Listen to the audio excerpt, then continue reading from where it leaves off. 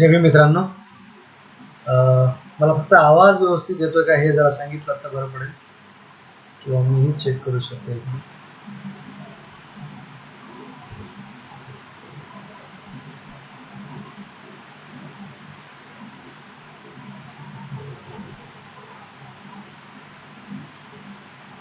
जय भीम मित्रांनो.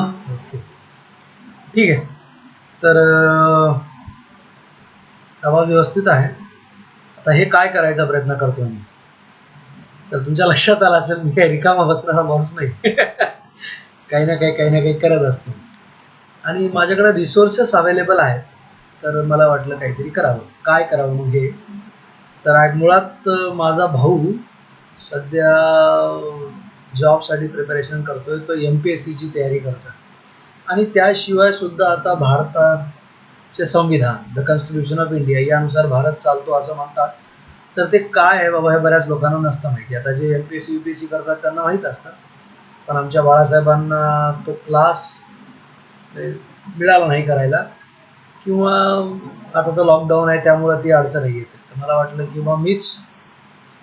मला थोडंफार जमतं तर शिकवावं. आता हे शिकवण्यापेक्षा मी असा प्रयत्न करतोय की मलाही रिकामं बसायला नाही आवडत. तर माझा प्रयत्न आहे की मीही अभ्यास करावा आणि अभ्यास करता करता तुम्हाला सांगावं.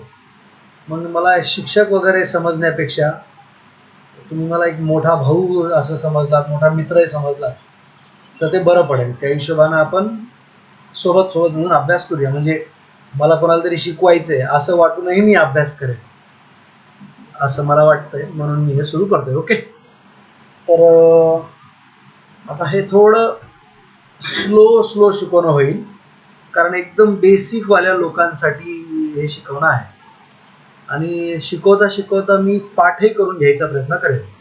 आणि माझ्याकडे रिसोर्सेस आहेत की बघा, आता हे मला लाईव्ह येता येतं, परत मला एखादी PDF दाखवता येते, कॅमेराही दाखवता येतो. म्हणून मला आता आणि असे जरा रिकामा बसत नाही मी, हे करूया. तर मला फक्त सांगा हे सगळं व्यवस्थित चालू आहे का, आवाज व्यवस्थित येतोय का. आणि आता मी इंडियन कॉन्स्टिट्यूशनची PDF दाखवतो. तर ही PDF वगैरे व्यवस्थित दिसते का. ठीक आहे. तर मग आता ज्याला कॉन्स्टिट्यूशन, आता मुळात बेसिक पासून कॉन्स्टिट्यूशन डायरेक्ट मी कॉन्स्टिट्यूशन वाचतो म्हणलं तर हे नवीन माणसाला कळणं फार अवघड आहे. जे काही कॉन्स्टिट्यूशन मधल्या गोष्टी आहेत त्या नवीन माणसाला कळणं जरा अवघड आहे. मला फक्त परत एकदा सांगा आवाज व्यवस्थित येतोय का बरं का, कारण माझा फॅन जोरात चालू आहे त्यामुळं आवाजामध्ये प्रॉब्लेम येऊ शकतो तुम्हाला, ते तेवढं मला सांगत चला. ओके, तर काय म्हणालो की की डायरेक्ट वाचायला सुरू केलं तर जरा अवघड जातं. ओके बाळासाहेब, ठीक. तर मग कसं वाचावं, तर वाचायचं झालं तर कॉन्स्टिट्यूशन समजून सांगायचं एखादं पुस्तक पाहिजे. तर मग कोणतं पुस्तक, तर M लक्ष्मीकांत या रायटरचं इंडियन पॉलिटी म्हणून पुस्तक आहे. तर ते इंग्लिशमध्ये आहे. मीही ते पुस्तक शिकवत जाईल त्याच पुस्तकातूनच. तर बघा हे पुस्तक आहे. तर हे जर मिळत असेल तर फार चांगलं. त्याची PDF फाईलही मिळते.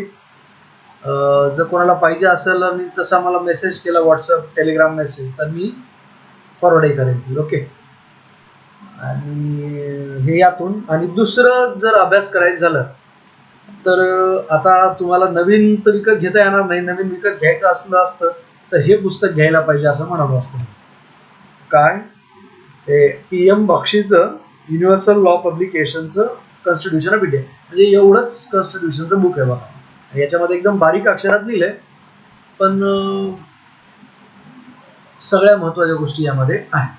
तर हे 2 पुस्तकं तरी असावं लागतं. आता हार्ड कॉपी तुमच्याकडे नसतील तर मी म्हणालो तसं या बुकचीही सॉफ्ट कॉपी माझ्याकडे अवेलेबल आहे, ते मी देऊ शकतो.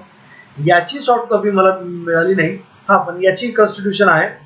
तर यामध्ये जेवढं एक्सप्लेनेशन आहे तेवढं नसेल, पण तीही सॉफ्ट कॉपी आहे, तीही देता येईल. आता बाबासाहेबांनी कॉन्स्टिट्यूशन लिहिलंय म्हणून जर वाचायचं असेल तर ठीक आहे, वाचावंच. पण माझं म्हणणं बाबासाहेब पूर्ण करून घ्यायचं असेल तर बाबासाहेबांची बाकीची इतर पुस्तकही वाचावी लागतात. मी म्हणेल की कॉन्स्टिट्यूशन हे बाबासाहेबांना जसा भारत तयार करायचा होता ते ते त्या हिशोबाने एक 10%च गोष्टी कॉन्स्टिट्यूशन मध्ये आलेल्या आहेत. बाबासाहेबांच्या बाकी पुस्तकामधून बाकीचे 90% बाबासाहेब सापडले. तर ते त्यावेळी त्यांना ते जमलं नाही. सगळे लोक एवढे तयार नव्हते बाबासाहेबांना सपोर्ट करायला. म्हणून बाबासाहेबांना वाटलं की जेवढं मिळते तेवढं घेऊया, बाकी मग ते काम आपल्यावर सोडलेलं आहे. की मग बाकी जो पुढचा समाज शिक्षित होईल, सक्षम होईल आणि त्यानुसार मग कॉन्स्टिट्यूशन मध्ये काय बदल घडून आणायचे, काय अमेंडमेंट्स घडून आणायच्यात ते आणतील आणि जसा समाज पाहिजे, जसा देश पाहिजे तसा ते देश विश्व तसं तयार करतील. ओके, तर सुरू करूया आपण आजपासून. तर मग काय राहतं मुळात, सर्वात पहिल्यांदा कॉन्स्टिट्यूशन हे काय असतं तर बघा. आणि माझ्याकडं अशी फाईल आहे ज्याच्यामध्ये इंग्लिशही आहे आणि मराठी आहे, आणि पूर्ण इंग्लिशवाली आहे, पण इंग्लिश मराठीवाली मला वाटलं बरं पडेल, तर त्या हिशोबानं मी ही घेतली. ओके, तर आता हे प्रिफेस तर काय वाचू नये आपण. हा, तर मग काय असतं कॉन्स्टिट्यूशन ऑफ इंडियामध्ये कंटेंट्स म्हणजे काय काय असतं त्याच्यात. तर पहिलं तर आहे प्रिॲम्बल. प्रिॲम्बलला मराठीत काय म्हणतात बघा, उद्देशिका. काय उद्देशिका आहे. तर प्रिॲम्बल आपल्याला पहिलं पाठ असायला पाहिजे. आजचं काम आपण प्रिॲम्बल पाठ करायचं करूया, ते नंतर आधी बघूया आपण याच्यात काय काय असतं. तर प्रिॲम्बल मग येतो पार्ट्स. पार्ट 1 मग काय आहे, the union and its territory. Part 1 त्याचं नाव, the union and its territory. त्यात मग राहतात आर्टिकल्स. मग पहिलं आर्टिकल, त्या आर्टिकलची हेडिंग काय, name and territory of the union. दुसरं आर्टिकल, दुसरं सेकंड आर्टिकल. आता 1, 2, 3 हे अशा ऑलरेडी आर्टिकल असतील. आता ह्या दोघांमध्ये एक आर्टिकल टाकायचं असेल तर त्याला नाव मग 2A असं देतात. मग 2B, 2C, 2XYZ ते झालं की मग 2ZA, 2ZB असं सुरू होतं. तर हे पार्ट 1 झाला. पार्ट 2 सिटिझनशिप बाबतीत आहे. पार्ट 3 फंडामेंटल राईट्स आहेत. त्याच्यात मग general right to equality, right to freedom, right against exploitation. Okay, आता यालाच मराठीमध्ये काय, इंडेक्स म्हणजे अनुक्रमणिका. उद्देशिका पार्ट म्हणजे भाग 1. मग युनियन आणि टेरिटरी. युनियन म्हणजे संघ राज्य आणि टेरिटरी म्हणजे त्याचे राज्य क्षेत्र. आर्टिकलला मराठीमध्ये काय म्हणतात, अनुच्छेद. आता बघा मराठीतले अवघड जाते ते. आता उगत तुम्हाला दिसायला राहावं, एखाद्याला मराठीत ते वाचायचं असेल तर व्हिडिओ बघता बघता त्याने पॉज करून ते मराठीतलं वाचावं म्हणून मी मराठी घेतोय. पण सहसा मी मराठी तेवढं वाचणार नाही, मी इंग्लिशमध्येच त्या गोष्टी समजून सांगायचा प्रयत्न करेन. ओके, तर बऱ्यापैकी इंग्लिशच बोलत राहील या सिरीज करता. ठीक आहे, तर पुढे बघूया मग आपण काय पुढं काय झालं. मग right to freedom of religion, cultural and educational rights. मग पार्ट 4 काय, directive principles of state policy. पुढं part 4A fundamental duties. Part 5 the union. त्यामध्ये युनियन मध्ये काय, एक्झिक्युटिव्ह. एक्झिक्युटिव्ह मध्ये president, vice president, council of ministers, attorney general of India आणि मग government, conduct of government business. त्यानंतर chapter 2 पार्लमेंटचा. मग पुढं गेलो, पुढं येईल chapter 3 legislative powers of the president. मग द युनियन ज्युडिशरी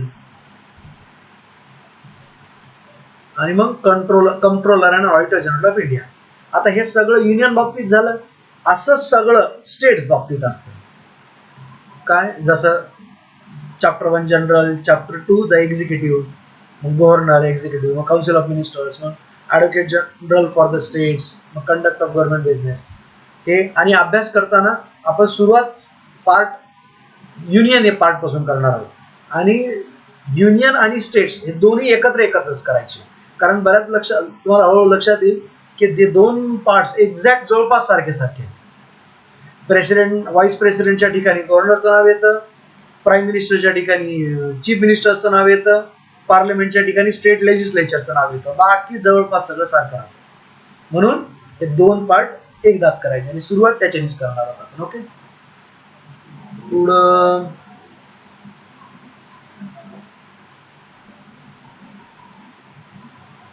हे झाले म्हणजे असं. मग आता हे हायकोर्ट, जसं युनियन ज्युडिशरी होतं सुप्रीम कोर्ट, तसं हाय कोर्ट्स, मग सबऑर्डिनेट कोर्ट्स. मग नंतर part 7 the states in part B of the first schedule.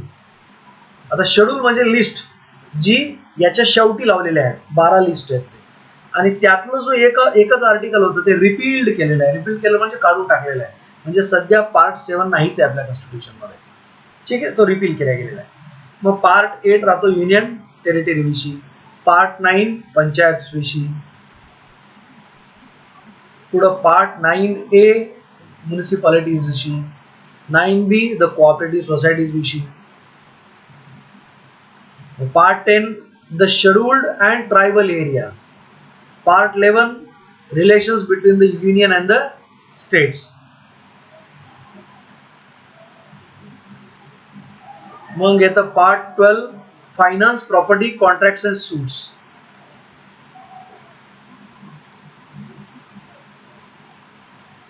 Part 13 trade, commerce and intercourse within the territory of India. Part 14 services under the union and the states. यामध्ये येतात बघा services, all India services म्हणजे IAS, IPS आणि Indian IAS, IPS आणि Indian forest service या all India service. बाकी central services आणि मग स्टेट सर्व्हिसेस तर ह्या पार्ट 14 मध्ये येतात. त्यांचे रूल्स, रेग्युलेशन, त्यांची रिक्रुटमेंट या सगळ्या बाबतीत माहिती या पार्ट 14 मध्ये लिहिलेली आहे. पुढं part 14A tribunals, part 15 elections, elections कोण कंडक्ट करणार, कसं कंडक्ट करणार, हे पार्ट 15 मध्ये. पार्ट 16 मध्ये special provisions relating to certain classes, schedule caste, schedule tribes, Anglo Indians, other backward class यांच्याविषयी जी काही इन्फॉर्मेशन आहे ती पार्ट 16 मध्ये लिहिलेली आहे. पार्ट 17 ऑफिशियल लँग्वेजेस, आपल्या भारतीय संघराज्याची ऑफिशियल लँग्वेज कोणती असेल, त्यासोबत कोणकोणत्या लँग्वेजेस रिकग्नाइज केले गेलेले आहेत. ठीक आहे. पुढं पार्ट 18 एमर्जन्सी प्रोव्हिजन्स, की ग्रेव्ह सिच्युएशन तयार झाली, काही ग्रेव्ह सिच्युएशन्स तयार झाल्या भारतामध्ये, तर कोणकोणत्या पद्धतीची एमर्जन्सी लावता येते आणि एमर्जन्सी वेगवेगळ्या पद्धतीची एमर्जन्सी लागू केल्यानंतर त्याचे काय परिणाम होतात, हे पार्ट 18 मध्ये आहे. नंतर पार्ट 19 मिसेलेनियस गोष्टी. तर पार्ट 20 मध्ये अमेंडमेंट ऑफ द कॉन्स्टिट्यूशन, जर कॉन्स्टिट्यूशन अमेंड करायचं असेल तर ते कशा पद्धतीने करायचं, त्याचे अधिकार आणि त्याची प्रोसिजर या पार्ट 20 आणि आर्टिकल 368 मध्ये दिलेली आहे. ओके. त्यानुसार आतापर्यंत जवळपास 111 अमेंडमेंट झालेले आहेत. जवळपास 111 अमेंडमेंट्स कॉन्स्टिट्यूशन मध्ये झालेले आहेत. म्हणजे बघा, कॉन्स्टिट्यूशन बदलाले म्हणतात, पण कॉन्स्टिट्यूशन मध्येच कॉन्स्टिट्यूशन बदला करता प्रोव्हिजन आहे आणि आतापर्यंत 111 वेळा जवळपास कॉन्स्टिट्यूशन बदलल्या गेलेलं आहे. आता त्याच्यातही बेसिक स्ट्रक्चरचा म्हणून कन्सेप्ट आहे. हो, कॉन्स्टिट्यूशन बदलता येईल, पण बेसिक स्ट्रक्चर कुठं बदलता येते, आणि असं आंबेडकरवादीही लोक म्हणत असतात की बेसिक नाही बदलता येत. तर मग बेसिक स्ट्रक्चर हे कन्सेप्ट जो आहे तो काय बाबासाहेबांचा आहे का, बाबासाहेबांच्या वेळीपासूनचा आहे का, तो नाहीये. तर तो 1973 पासूनचा सुप्रीम कोर्टाने लागू केलेला आहे. तर तो किती बरोबर किती चूक यावर आपण पुढे चर्चा करूया. ओके. पार्ट 21 हे टेम्पररी, ट्रान्झिशनल आणि स्पेशल प्रोव्हिजन्स. यामध्ये बघा आर्टिकल 370 होतं स्टेट्स ऑफ जम्मू काश्मीर विषयी, temporary provisions with respect to the state of Jammu and Kashmir, जे आता स्क्रॅप केला गेलेला आहे, रिमूव्ह केला गेलेला आहे. तर part 21. Part 22 short title, commencement, authoritative text in Hindi and repeals. तर हे पार्ट 22 मध्ये की कॉन्स्टिट्यूशनचं नाव काय असेल, त्याची कमेन्समेंट म्हणजे सुरुवात कधीपासून असेल, आणि हिंदी मधलं कोणतं टेक्स्ट हे ऑथॉरिटेटिव्ह मानायचं, अधिकृत मानायचं, हे सगळं हे जे 4 आर्टिकल दिलेले आहेत त्यामध्ये आहे. तर मग टोटल आर्टिकल किती आहेत कॉन्स्टिट्यूशन मध्ये? 22. तर बघा, एक्झाम मध्ये प्रश्न विचारला जातो की आता किती पार्ट्स आहेत हे तर नाही विचारल्या जाणार, किती पार्ट्स, कारण ते फार इझी क्वेश्चन झाला, पण येऊ शकतं कुठं ते. तर मग काय झालं, टोटल 22 पार्ट्स आहेत, त्यातही 2 पार्ट्स रिमूव्ह केले गेले, म्हणजे नंबर 22 असेल, पण ऍक्च्युली मुळात पार्ट्स हे 24 आहेत बरं का. 24 कसे आहेत तर 7वं आता तुम्हाला दाखवतो एक मिनिट, किंवा माझ्याकडे सोय आहे दाखवायची, दुसऱ्या पद्धतीने दाखवतो मी, आणि सापडावं लागेल मला.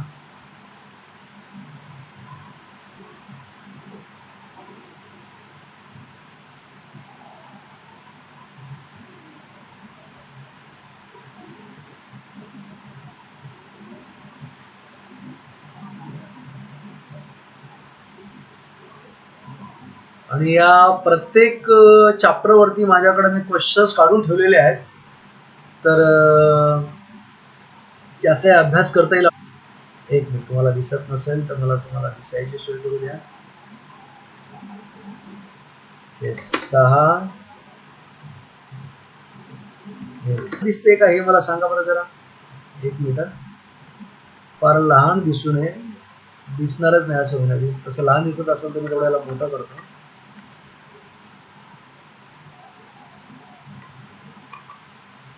ओके, आता दिसत असेल. ठीक आहे, आणखी मोठं करता येईल.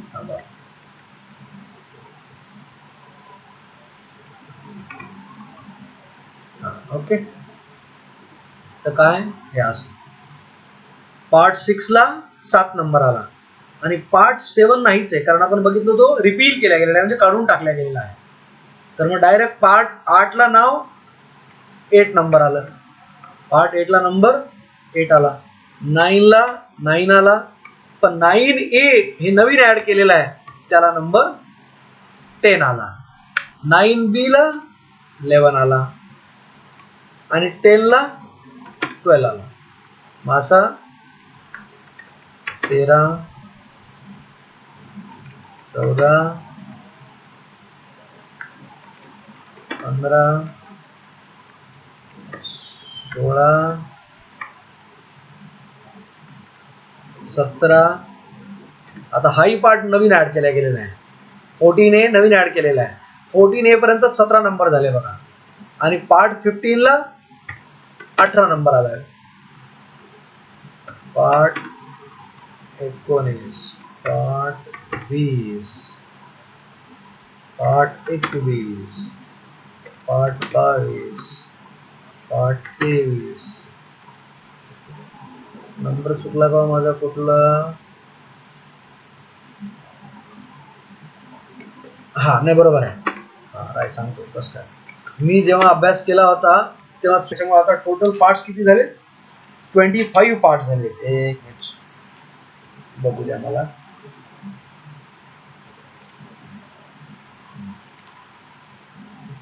बरोबर, किती झाले आता? नंबर एकदा परत चेक करू द्या मला. 1 2 3 4 5 6 7 8 9 10 11 12 13 14 15 16 17 18 19 20 21 22 23 24 25. ओके, तर मग आता काय झाले? टोटल पार्ट्स किती आहेत? 25 पार्ट्स आहेत. ठीक आहे. ओके, आता पुढं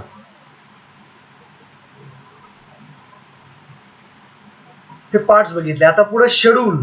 शेड्यूल म्हणजे काय असतात? लिस्ट असतात.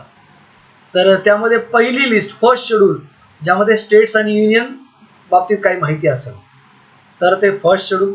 सेकंड शेड्यूल मध्ये काय गोष्टी आहेत? Provisions as to the president and the governors of state, provisions as to the speaker and deputy speaker, chairman and deputy chairman.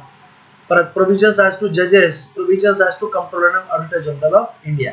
आता पार्ट्स मधल्या जे आर्टिकल होते त्या आर्टिकल मध्ये सगळं डिटेल मध्ये माहिती लिहिता येत नाही, म्हणून आता काही जी वेगळी माहिती लिहायची आहे त्याच्यासाठी शेड्यूल्स तयार केले. मग first schedule, second schedule, third schedule मध्ये फॉर्म्स ऑफ ओथ्स और अफर्मेशन, ही वेगवेगळी जी कॉन्स्टिट्यूशनल डिग्निटरीज आहेत वेगवेगळ्या, त्यांना जे ओथ्स घ्यायचे असतात त्यांच्या ओथ्स ह्या थर्ड शेड्यूल मध्ये दिलेल्या आहेत. फोर्थ शेड्यूल मध्ये allocation of seats in the council of states. Council of states म्हणजे राज्यसभा, आणि हाऊस ऑफ पीपल ला लोकसभा म्हणतात. ठीक आहे. लोअर हाऊस, एक मिनिट लिहून दाखवतोय, त्याच्यावर लिहिता येईल मला.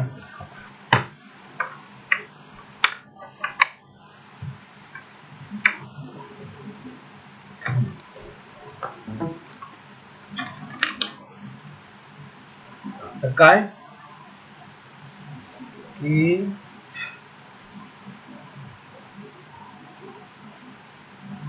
हा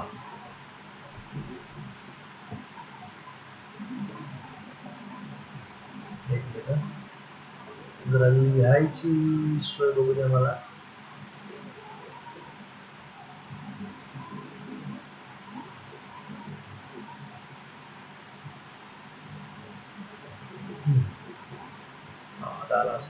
तर काय काउन्सिल ऑफ स्टेट म्हणजे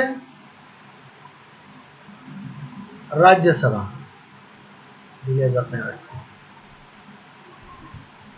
जरा हँग व्हायला लागले. ठीक आहे, काउन्सिल ऑफ स्टेट्स म्हणजे राज्यसभा. आलं. आणि यालाच काय म्हणणार, अप्पर हाऊस म्हणणार, यालाच अप्पर हाऊस.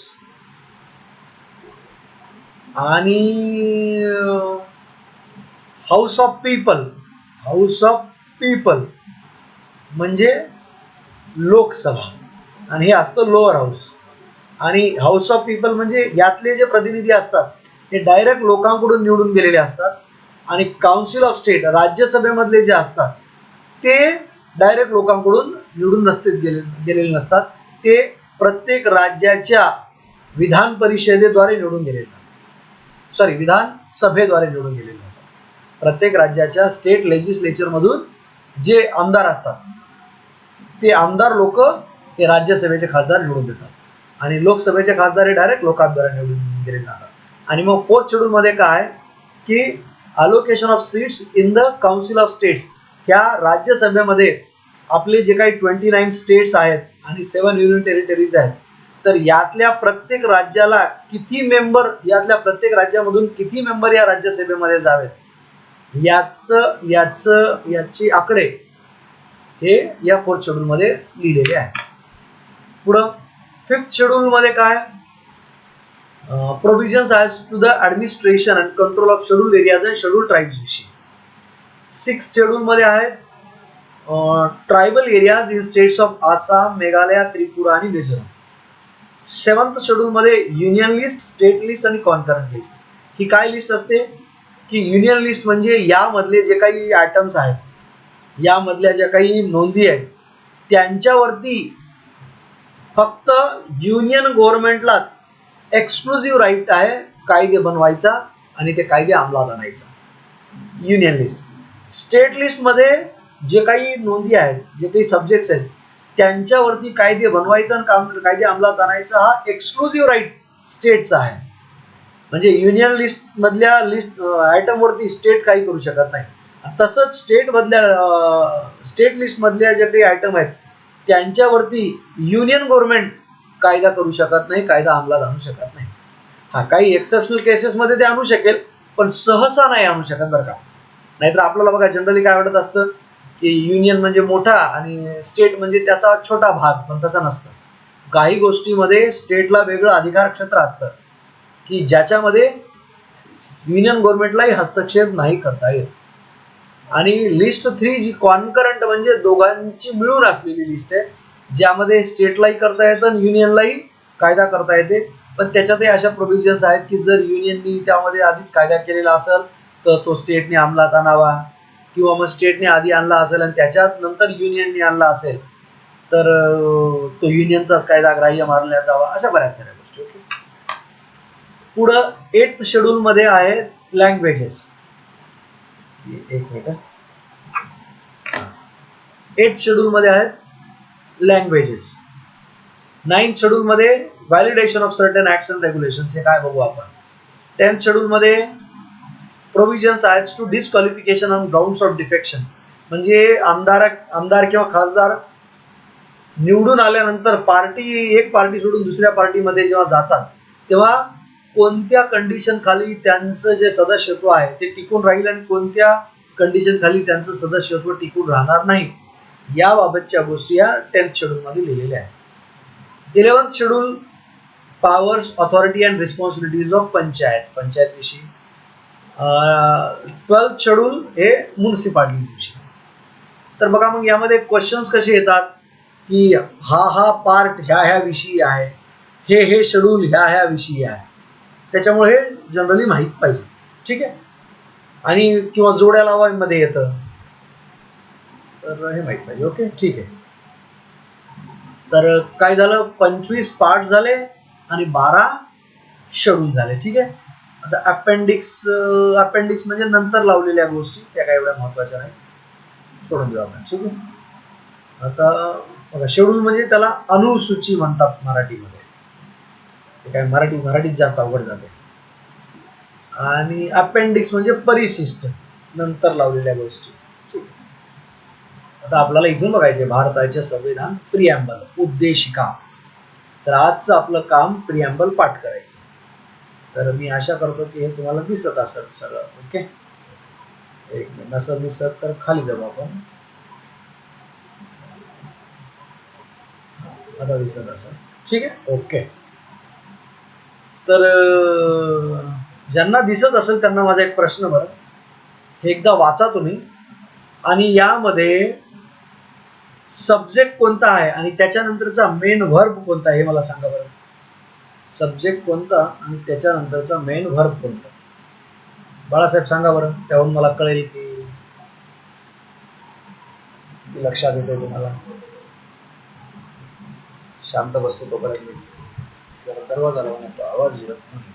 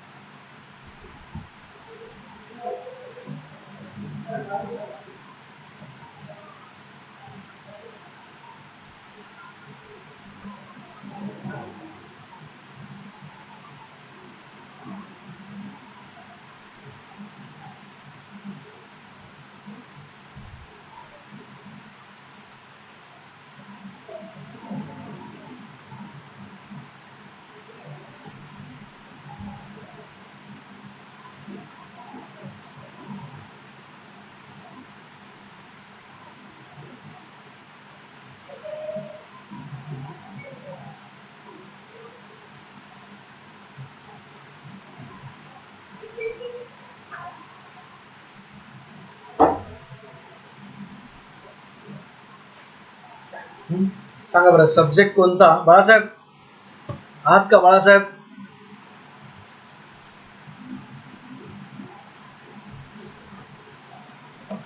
बाळासाहेब काही दिसत नाहीयेत मला.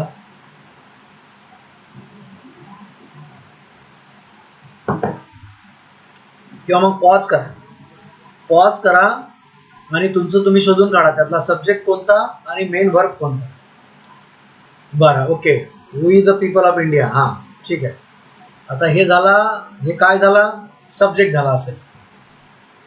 तर मग यातला मेन वर्ब कोणता सांगा बरं आता.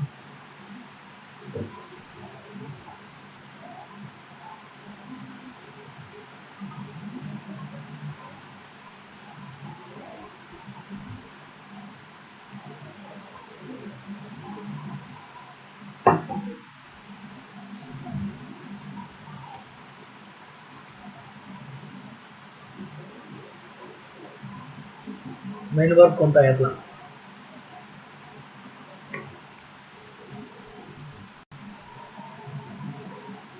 किंवा ठीक आहे चला पॉज करा आणि तुम्ही लिहून काढा आणि मग नंतर ऑन करा, परत स्टार्ट करा व्हिडिओ आणि मग चेक करा. आता मी सांगतो. ठीक आहे.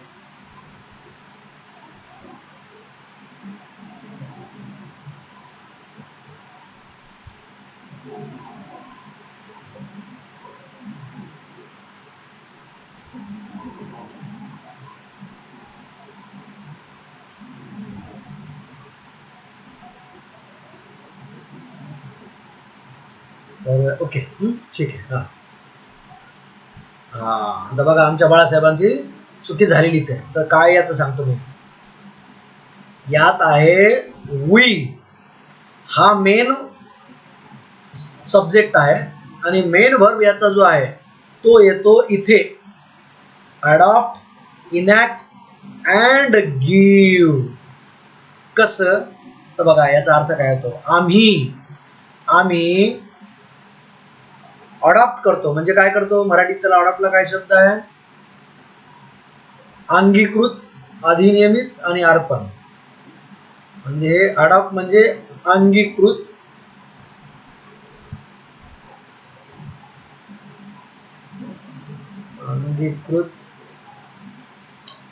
एक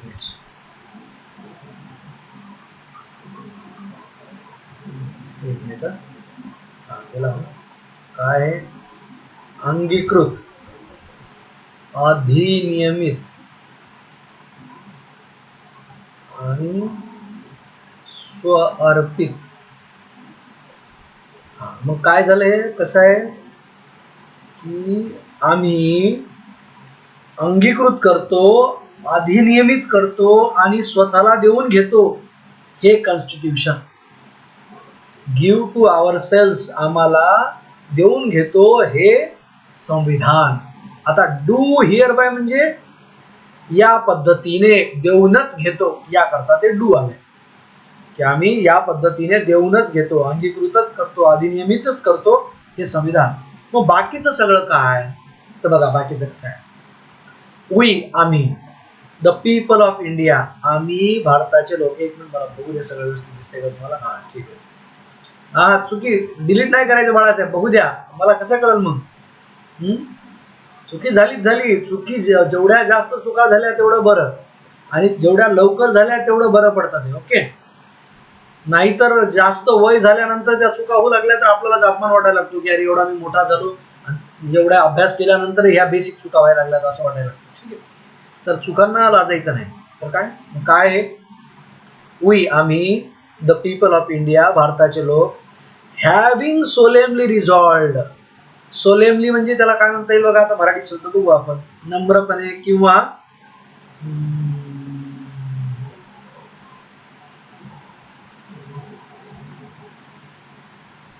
नाही यांनी तसा आहे संकल्पपूर्वक. संकल्प सोलेमली संकल्प म्हणण्यापेक्षा हे रिझॉल्व म्हणजे संकल्प आणि सोलेमली म्हणजे एकदम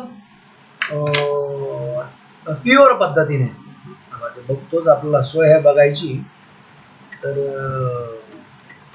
का बघू नये नाही का.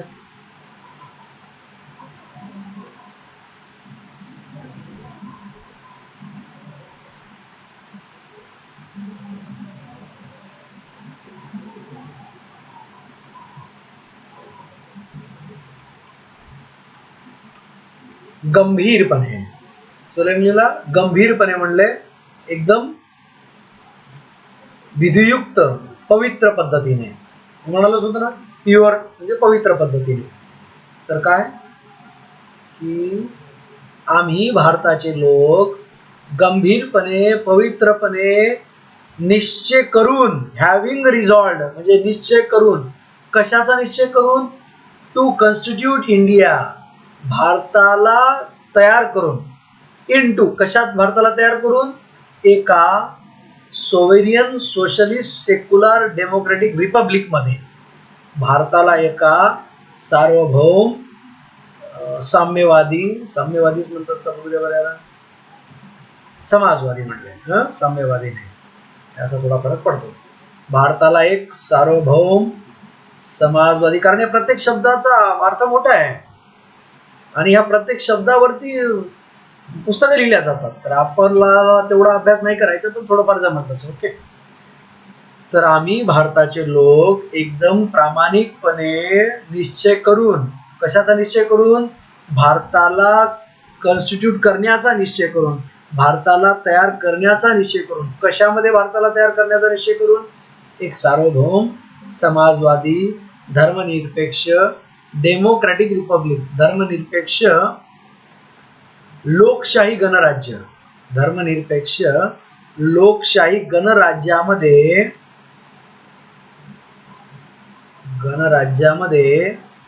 तयार करण्याचा निश्चय करून आणि to secure to all its citizens आणि त्याच्या सगळ्या नागरिकांना सेक्युअर करून म्हणजे नागरिकांना देऊन किंवा नागरिकांना देण्याचं, त्याच्या सगळ्या नागरिकांना देण्याचं आणि भारताला ह्या गोष्टीमध्ये कन्वर्ट करण्याचा पवित्र निश्चय करून. तर मग भारतातल्या सगळ्या लोकांना, त्याच्या सर्व नागरिकांना काय काय देण्याचा? जस्टिस देण्याचा, न्याय देण्याचा. कोणकोणता न्याय देण्याचा? सामाजिक न्याय देण्याचा, इकॉनॉमिक न्याय देण्याचा आणि राजकीय न्याय देण्याचा. सोशल, सामाजिक, इकॉनॉमिक, आर्थिक आणि पॉलिटिकल, राजकीय न्याय देण्याचा. परत आणखी काय? लिबर्टी, स्वातंत्र्य देण्याचा. कशा कशाचं स्वातंत्र्य? थॉट, विचाराचं. एक्सप्रेशन म्हणजे आता मराठीत त्याला काय म्हणता येईल? अभिव्यक्तीचं. आणि विचार, श्रद्धा आणि उपासना. बिलीफ म्हणजे विचार, फेथ म्हणजे श्रद्धा आणि वर्शिप म्हणजे उपासना. तर काय? स्वातंत्र्य द्यायचं, विचाराचं, अभिव्यक्तीचं, बिलीफला विचार डबल झालं का? विचार, अभिव्यक्ती, विश्वास, श्रद्धा, उपासना. फेथ म्हणजे याला विश्वास असं म्हणतात. बिलीफ, फेथ म्हणजे श्रद्धा, बिलीफ म्हणजे विश्वास. हे देण्याचं, ह्या सगळ्या गोष्टी. परत आणखी काय देण्याचं? इक्वॅलिटी, समानता देण्याचं. कशा कशाची? Of status and of opportunity, दर्जाची आणि संधीची समानता देण्याची. आणि to promote among them all. बघा कशा कशाचा रिझॉल्व? 3 गोष्टीचा रिझॉल्व केला गेलेला आहे. टू, हे एक टू, हे दुसरं टू आणि हे तिसरं टू. काय? आम्ही भारताचे लोक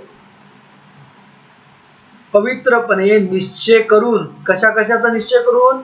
भारताला ह्या गोष्टींमध्ये कन्वर्ट करायचा निश्चय करून आणि त्याच्या सर्व लोकांना जस्टिस देण्याचा, लिबर्टी देण्याचा, इक्वॅलिटी देण्याचा निश्चय करून आणि to promote among them all आणि त्यांच्या सगळ्यांमध्ये प्रमोट करण्याचा निश्चय करून. त्यांच्या सगळ्यामध्ये प्रमोट करण्याचा, काय म्हणता येईल प्रमोटला?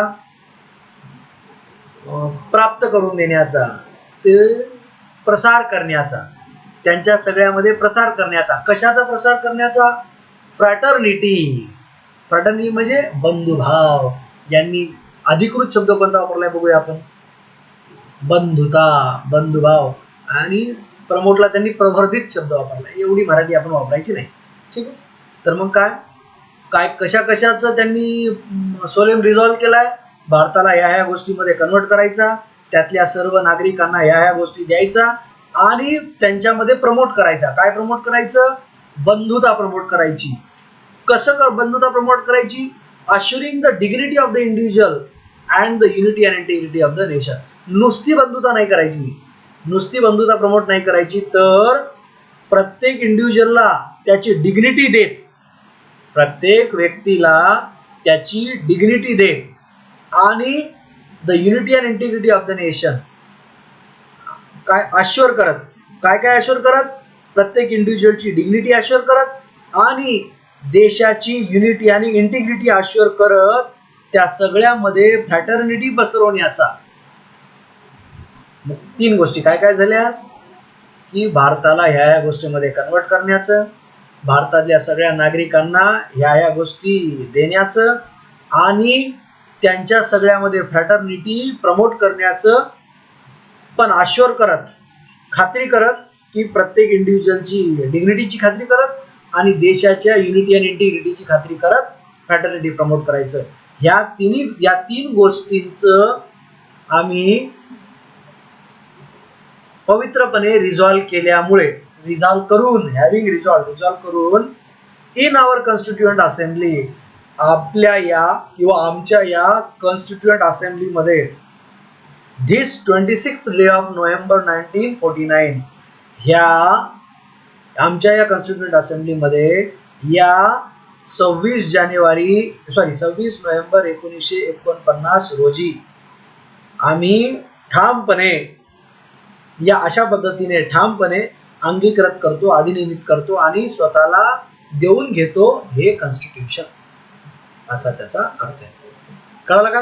म्हणजे आम्ही भारताचे लोक स्वतःला हे देऊन घेतो आमच्या ह्या कॉन्स्टिट्यूंट असेंब्लीमध्ये. आणि मग हे मधातलं एवढं काय, हॅव्हिंग सोलेमली रिझॉल्व्ड, निश्चय करून, कशा कशाचा निश्चय करून, ह्या गोष्टीचा निश्चय करून, ह्या गोष्टीची खात्री करत आम्ही या दिवशी हे कॉन्स्टिट्यूशन आम्हाला देऊन घेतो, अधिनियमित करतो आणि स्वतःप्रती अर्पित करतो. ठीक आहे. तर असा त्याचा अर्थ आहे.